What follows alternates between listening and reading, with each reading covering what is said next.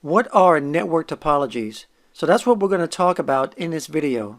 Now, a topology is the layout of how a network communicates with different devices. And there are a couple of different categories of topologies. There's wired and wireless.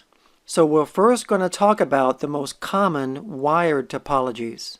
And the most common wired topology that's used is the star topology.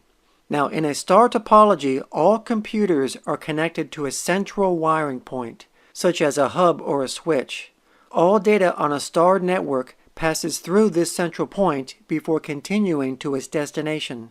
Now, one of the major benefits of this topology is that if one computer failed or if there was a break in the cable, the other computers would not be affected because each computer has their own cable connection. However, a disadvantage of the star topology is that if the central hub or switch fails, then all the computers on that central point would be affected. And this is called a single point of failure. If this happens, the entire network goes down.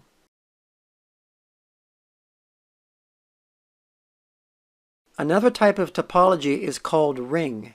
The ring topology is a type of network configuration where each computer is connected to each other in the shape of a closed loop or ring. So every computer on this ring has exactly two neighbors for communication purposes. Each data packet is sent around the ring until it reaches its final destination. Now, this kind of topology is very old and is rarely used today. Now, the advantage of a ring topology is that they are easy to install and easy to troubleshoot. However, the disadvantage would be that if just one of these computers goes down, or if there was a single break in the cable, then all data flow would be disrupted.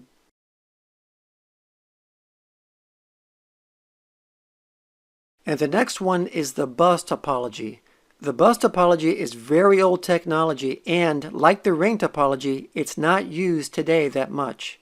This is the kind of network setup where each of the computers and network devices are connected to a single cable or backbone.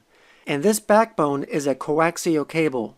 The computers connect to this cable using special connectors called BNC, which are also known as T connectors. One of the advantages of the bus topology is that it is also fairly cheap and easy to implement. However, a disadvantage of the bus topology is that it requires that the cable be terminated at both ends using terminators. In order for this setup to remain operational, there must not be any open connections, including the ends that attach to the computers. So if a computer is removed or if the terminators are loose or missing, then the cable would be open and then data would bounce back. And this bounce is known as signal reflection. And if this happens, data flow would be disrupted. And there is also the mesh topology. Now, in a mesh topology, each computer on the network is connected to every other computer on the network. So by having so many connections, it handles failure very well. In this illustration, there are 4 computers with 3 connections on each computer, which makes a total of 12 connections for this network. Now, the advantage of a mesh topology is that it creates a high redundancy level, because if one or more connections fail, the computers would still be able to communicate with each other. However, because of the amount of cabling and network cards that have to be used, mesh topologies can be expensive, so they are rarely used on local area networks or LANs. They are mainly used on wide area networks like the Internet. In fact, the Internet is a good example of a mesh topology, because the Internet is made up of numerous routers all over the world that are connected to each other to route data to their intended destination. So even if a few routers go down, the data will get rerouted using a different path to ultimately reach their destination. So the Internet is very redundant because it's using a mesh topology. So now we're going to talk about wireless topologies. So let's start with the infrastructure wireless topology. Now, this topology uses a combination of wired and wireless devices. Now, this is very similar to a star topology, where you have wired devices such as these computers here physically connected to a switch. And you also have a wireless access point that's also connected by a cable to the same switch. The wireless access point is here so that wireless devices such as laptops, tablets, cell phones, etc. can connect wirelessly to the network. So the wireless access point acts like a bridge between the wireless network and the wired network. Now, the infrastructure topology is not limited to a single wireless access point. In fact, you can have multiple wireless access points if you want. It just depends on the needs of the network. And the next wireless topology is ad hoc. Ad hoc is a very simple wireless topology, and it's simple because it doesn't rely on any infrastructure such as cables, routers, servers, or wireless access points. All the devices in an ad hoc network wirelessly connect to other devices in a simple peer-to-peer network.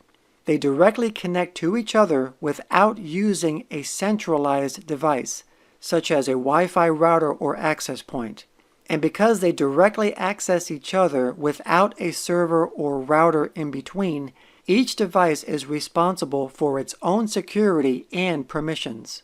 Ad hocs are useful for setting up a quick wireless network on the fly where devices can share data without the need of an existing wireless network. And the last wireless topology is called a wireless mesh. Wireless mesh topologies are similar to wired mesh topologies, where devices are interconnected with each other, but with the exception that they are wirelessly interconnected. So for example, let's say you wanted to deploy multiple wireless access points all throughout a building so that wireless devices that are in different areas are able to access the internet. So normally you would have a modem that brings in the internet to the building. And then you would also have a switch that's connected to the modem. And then you would connect each wireless access point with a cable to the switch. So by doing it this way, this requires extra cabling, and it would also require extra time running the cables through the building. So this is more expensive and more time-consuming. Now, a wireless mesh topology would be similar to this setup, but without the need of these extra cables. In a wireless mesh, each wireless access point will talk to other wireless access points to create a seamless internet connection for wireless devices to connect to. So if this laptop over here wanted to access the internet, it would connect to the nearest wireless access point, and then this access point would relay the connection to the next access point, and then to the next one, and then eventually find its way back to the modem. So no matter which access point that you're connected to, you will still have internet access because all the access points are in constant communication with each other and the modem.